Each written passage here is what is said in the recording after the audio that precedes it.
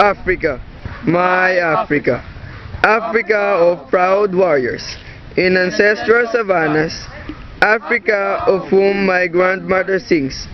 On the banks of the distant river, I have never known you, but your blood flows in my veins, your beautiful black blood that irrigates the fields, the blood of your sweat, the work of your slavery, the slavery of your children. Africa, tell me, Africa, is this you? This back that it's bent? This back that breaks under the weight of humiliation? This back trembling with red scars, saying yes to the whip under the midday sun? A grave voice answer me.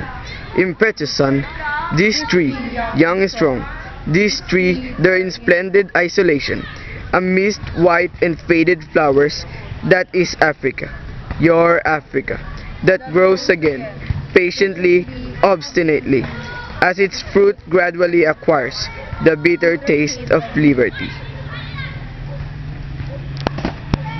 Africa!